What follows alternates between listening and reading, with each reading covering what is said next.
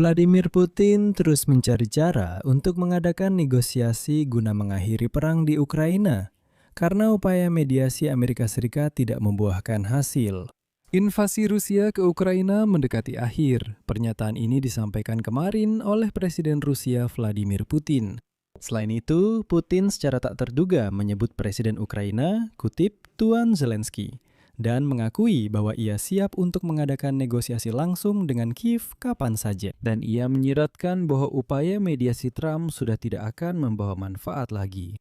Pada saat yang sama, Vladimir Putin sudah memberi isyarat bahwa Kremlin menggagalkan pertukaran tawanan perang yang telah direncanakan selama gencatan senjata. Dan juga Putin mengancam akan menghancurkan angkatan bersenjata Ukraina. Namun setelah parade di Moskow pada 9 Mei diketahui bahwa Perdana Menteri Slovakia, Robert Fico, ternyata memang menyampaikan pesan dari Volodymyr Zelensky kepada Vladimir Putin. Setelah itu, Fico menjelaskan bahwa sekarang Putin menunggu panggilan telepon dari Presiden Ukraina untuk melakukan negosiasi secara langsung. Dan sekarang Putin bahkan menyebutkan secara spesifik orang di Eropa yang harus menjadi mediator baru. Nama saya Alexei Peci, mari kita bahas topik ini bersama-sama, tapi sebelum kita mulai, saya minta Anda untuk subscribe ke channel YouTube ini dan like videonya. Tulis komentar apa saja di bawah video ini dan subscribe ke kanal Telegram saya, Peci News. Linknya ada di deskripsi video ini. Di sana kami mempublikasikan berita terbaru begitu kami menerimanya. Jadi invasi Rusia ke Ukraina sudah mendekati akhir, kata Presiden Rusia Vladimir Putin. Sang diktator memberikan komentar seperti itu saat menjelaskan kepada para jurnalis tentang apa yang menurutnya menyebabkan perang ini terjadi. Menurut Putin, konflik ini sudah berlangsung selama 5 tahun dan ini baru fase perang skala penuh. Karena para pemimpin globalis dari elit barat yang berperang melawan Rusia dengan menjadikan Ukraina sebagai proksi, bersikeras agar Kiev tidak menandatangani perjanjian damai yang konon telah dicapai antara delegasi Rusia dan Ukraina di Istanbul pada tahun 2022. Berikut ini adalah kata-kata Putin secara harfiah. Nah, semuanya dengan antusias berjanji akan membantu Ukraina dan mulai memperbesar konfrontasi dengan Rusia yang masih berlangsung hingga sekarang. Saya pikir ini akan segera berakhir, tapi tetap saja ini adalah hal yang serius.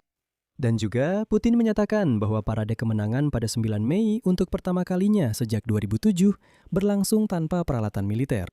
Bukan karena alasan keamanan, bukan karena ancaman dari Ukraina, dan bukan karena Vladimir Putin sendiri ketakutan setengah mati. Tidak, kutipannya, Прежде всего, потому что вооружен... semua kekuatan harus memusatkan perhatian mereka pada penghancuran total musuh dalam pelaksanaan operasi militer khusus. Nah, kalau begitu pertanyaannya, apakah benar-benar di Rusia yang begitu besar sudah tidak cukup lagi peralatan untuk parade dan untuk perang? Lucu sekali, Vladimir Putin menyatakan bahwa keputusan untuk tidak menampilkan peralatan militer di parade dan keputusan mematikan jaringan seluler di Moskow sudah diambil jauh sebelum semua pernyataan provokatif itu muncul. Nah, katanya ini berkaitan dengan peringatan dari Presiden Zelensky bahwa Kiev akan bertindak secara simetris sebagai respons terhadap serangan Rusia. Dan bahwa pada 9 Mei, parade di Lapangan Merah bisa saja diikuti oleh drone-drone Ukraina. Dan disinilah letak ketidaksesuaian. Karena di satu sisi, Vladimir Putin meyakinkan bahwa parade kemenangan di Moskow dipangkas, bukan karena ancaman dari Ukraina. Tapi di sisi lain, dalam satu kalimat yang sama, dia juga menyatakan bahwa dia meminta untuk mempengaruhi Vladimir Zelensky agar Kiev tidak menyerang Moskow pada 9 Mei bukan hanya Amerika Serikat, tetapi juga Tiongkok dan India.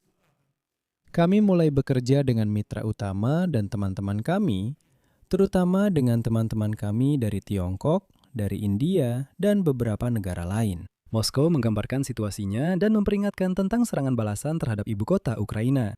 Maksud saya, semua pusat kendali dan pengambilan keputusan di Kiev berada sangat dekat dengan kantor diplomatik dari sejumlah negara. Ada puluhan di sana. Nah, selanjutnya, Vladimir Putin secara tak terduga berbicara tentang kesiapannya untuk mengadakan perundingan dengan Zelensky. Awalnya, Putin menyatakan bahwa Trump tentu saja ingin mengakhiri perang lebih cepat, tapi dia sudah tidak bisa membantu lagi karena ini adalah urusan pribadi antara Ukraina dan Rusia. Dan setelah itu, dia menyatakan bahwa dia ingin melihat mantan kanselir Jerman, Gerhard Schröder, sebagai mediator dari Eropa. Namun hari ini, pemerintah Jerman telah menolak usulan Putin untuk menunjuk Schroeder sebagai mediator dalam perundingan antara Rusia dan Ukraina. Di Jerman langsung dinyatakan bahwa semua itu adalah tawaran fiktif dari Moskow, yang merupakan bagian dari strategi hibrida Rusia. Inisiatif seperti itu tidak layak dipercaya karena Kremlin tidak mengubah tuntutannya terhadap Ukraina. Selain itu, para pemimpin Jerman menegaskan bahwa Putin seharusnya memperpanjang gencatan senjata 3 hari yang diumumkan oleh Presiden Amerika Serikat Donald Trump jika dia benar-benar berniat memperbaiki hubungan dengan Eropa.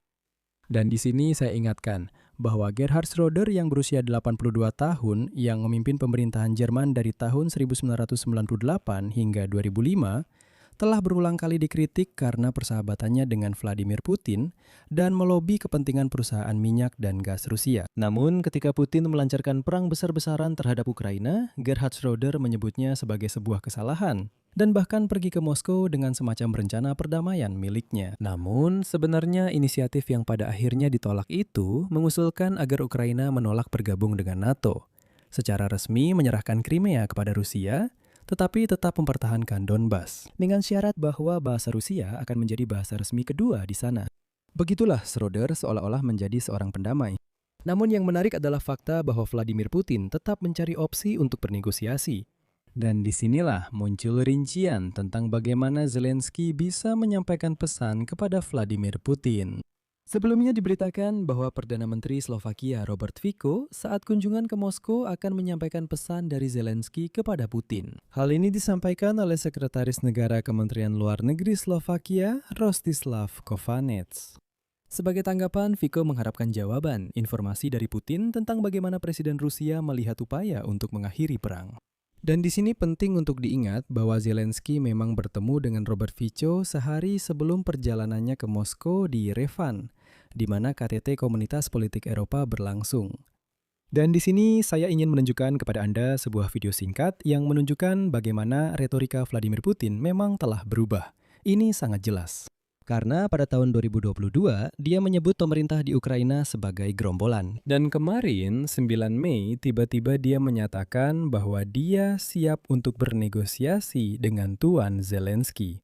Sekali lagi saya mengimbau kepada para prajurit Angkatan Bersenjata Ukraina, ambil alih kekuasaan di tangan kalian sendiri.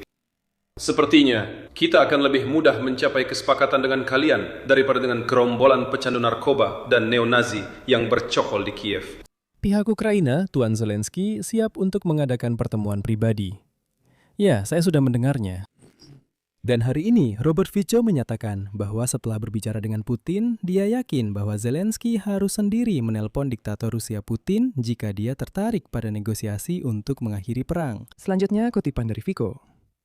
Di Moskow, saya menyampaikan pesan kepada Putin. Zelensky mengatakan kepada saya di Armenia saat pertemuan pribadi kami bahwa dia siap bertemu dengan Vladimir Putin dalam format apapun. Jika Presiden Ukraina tertarik untuk bertemu, dia harus menghubungi rekannya dari Rusia melalui telepon. Saya menyebut gencatan senjata sebagai sesuatu yang benar-benar diperlukan untuk memberikan ruang bagi hal yang benar-benar penting.